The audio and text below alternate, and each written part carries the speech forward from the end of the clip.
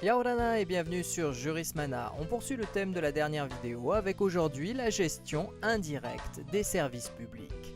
Dans l'hypothèse d'une gestion indirecte du service public, la personne publique choisit d'en confier la gestion à un organisme tiers qui en assurera de façon autonome, quoique sous son contrôle, le fonctionnement quotidien, soit dans le cadre d'une habilitation unilatérale, pour les fédérations sportives par exemple, soit par le biais d'une habilitation contractuelle que l'on appelle une délégation de service public. Les conventions de délégation de service public constituent depuis une ordonnance de 2016 des contrats administratifs par détermination de la loi. Cette qualification textuelle ne constitue toutefois pas un bouleversement du droit positif, car les délégations répondaient déjà aux critères jurisprudentiels d'identification du contrat administratif. Si elle décide de recourir à la délégation de service public, la personne publique peut envisager divers contrats. Le choix s'opère notamment en fonction de l'objet du contrat et du mode de rémunération du co-contractant. Il existe principalement la concession de service public et l'affermage. Dans les deux cas, l'exploitation du service public est au risque et péril du concessionnaire. Le terme concession désigne traditionnellement un modèle de contrat qui met à la charge du concessionnaire les frais de premier établissement des ouvrages nécessaires à l'exploitation d'un service public.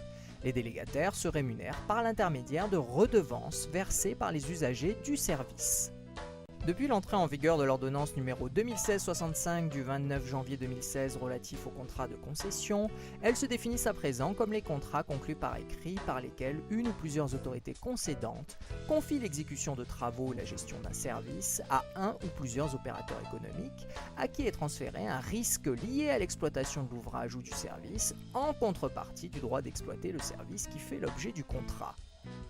Il convient de noter que les concessions auxquelles ne sont pas adjointes l'exploitation d'un service public ne sont pas des délégations de service public, mais des concessions de travaux. L'affermage, autre forme de délégation de service public, est un contrat par lequel l'autorité délégante met à la disposition d'un fermier, moyennant une redevance, des ouvrages nécessaires à l'exécution du service public qui lui est délégué. Le co-contractant n'a alors pas à réaliser les installations nécessaires au service. Contrairement au concessionnaire, le fermier doit verser à la collectivité une redevance en contrepartie de la remise des ouvrages. Et voilà, nous en avons terminé avec cette présentation générale de la gestion indirecte du service public. Si cela vous a plu, n'hésitez pas à vous abonner, à enclencher vos notifications, à cliquer sur le pouce levé, à partager la vidéo, mais surtout à la commenter. Merci à tous et à très bientôt sur Jurismana. Parheane!